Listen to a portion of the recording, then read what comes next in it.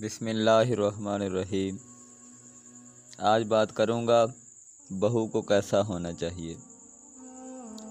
بہو کو چاہیے چادر دیکھ کر پاؤں پھیلانا ہی عقل مندی ہے، لہذا بہو کو چاہیے کہ اخراجات کا سلسلہ آمدن کے مطابق رکھے، بے دریغ خرچ کر کے اضافات میں سبب نہ بنے۔ چھوٹے موٹے گھریلو جھگڑوں کی وجہ سے ساس یا نندوں وغیرہ سے بات چیت چھوڑ دینا، تعلق توڑ لینا درست انداز نہیں ہے۔ سوچئے وہ جیسی بھی ہے تو مسلمان۔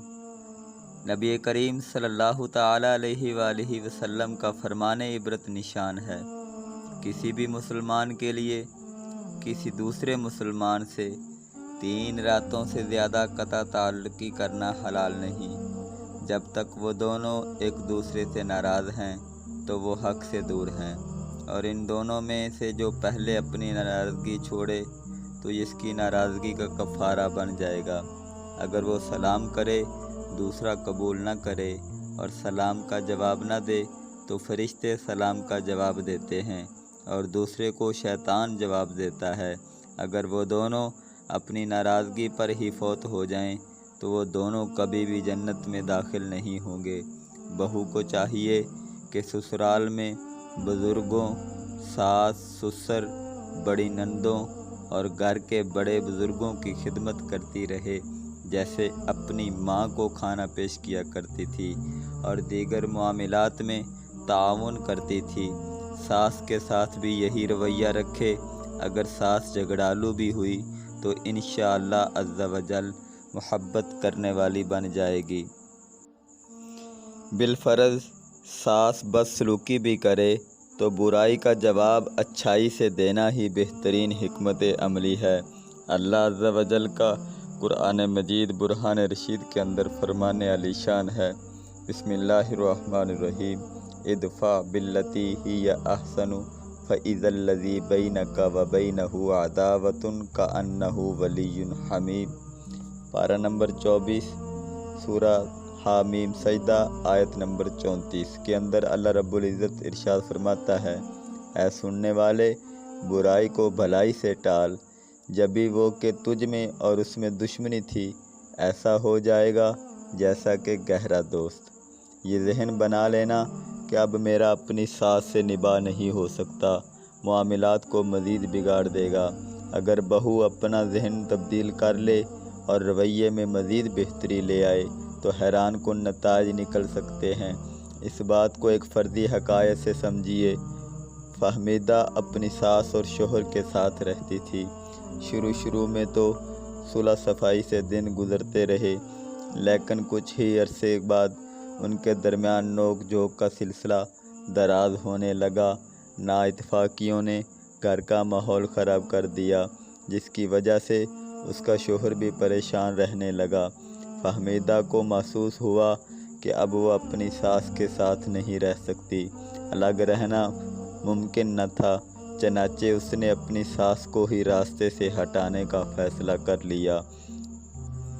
فہمیدہ کے ماموں سمجھدار حکیم تھے، وہ ان کے پاس گئی اور اپنی داستان غم سنانے کے بعد کہا، مجھے تھوڑا زہر دے دیں تاکہ میں اپنی ساس سے پیچھا چھڑا سکوں۔ فہمیدہ کے ماموں اس کا مسئلہ سمجھ گئے، لہذا انہوں نے اس کے حل کے لیے حکمت عملی اپنائی اور کہا، بیٹی اگر تم اپنی ساس کو مارنے کے لیے فوری طور پر زہر کا استعمال کرو گی تو سارے کا سارا تم پر شک آ جائے گا، اس لیے میں تمہیں یہ جڑی بوٹیاں دے رہا ہوں، یہ آہستہ آہستہ جسم میں اثر پھیلائیں گی۔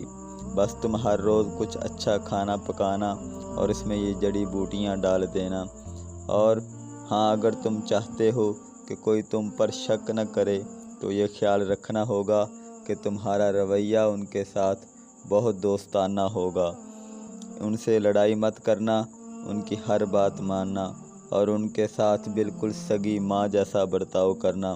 فہمیدہ نے ماموں کو ان باتوں پر عمل کا یقین دلایا اور شکریہ ادا کرتے ہوئے جڑی بوٹیاں لے کر گھر چلی آئی۔ اب وہ موقع بموقع کوئی اچھی چیز پکا کر اپنی ساس کو خاص طور پر پیش کرتی۔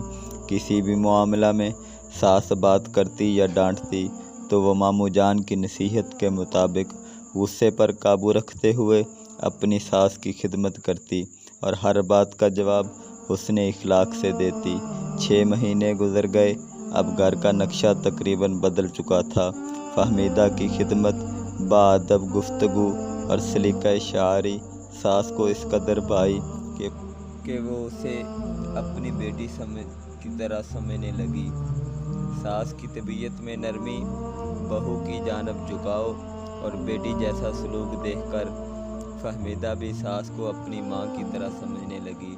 فہمیدہ ایک دن پھر اپنے ماموں جان سے ملنے گئی اور کہنے لگی، آپ مجھے کوئی طریقہ بتائیے کہ میں اپنی ساس کو اس زہر کے اثر سے کیسے بچاؤں جو میں نے انہیں دیا ہے۔ وہ بہت بدل گئی ہے، میں بھی ان سے بہت پیار کرتی ہوں اور میں نہیں چاہتی کہ وہ اس زہر کی وجہ سے مر جائیں۔ ماموں جان مسکرائے اور کہنے لگے، تمہیں ڈرنے کی ضرورت نہیں، میں نے تمہیں زہر دیا ہی نہیں تھا، بلکہ جو جڑی بوٹیاں میں نے تمہیں دی تھیں وہ طاقت کی تھیں تاکہ تمہاری ساس کی صحت بہتر ہو جائے۔ زہر صرف تمہارے ذہن اور رویے میں تھا، لیکن وہ سب تم نے اپنے پیار سے ختم کر دیا۔ جاؤ اور خوش و خرم زندگی گزارو۔ یاد رکھیے، ہمارا رویہ، ہمارے الفاظ اور ہمارا لہجہ یہ فیصلہ کرتا ہے کہ دوسرے ہمارے ساتھ کیا رویہ اپناتے ہیں۔ امید کرتا ہوں آپ لوگوں کو میری یہ ویڈیو ضرور پسند آئی ہوگی۔ تب تک کے لیے اپنے میزبان حافظ غلام مصطفیٰ نظامی کو اجازت دیجیے۔ انشاءاللہ اگلی اچھی ویڈیو میں آپ سے ملاقات ہوگی۔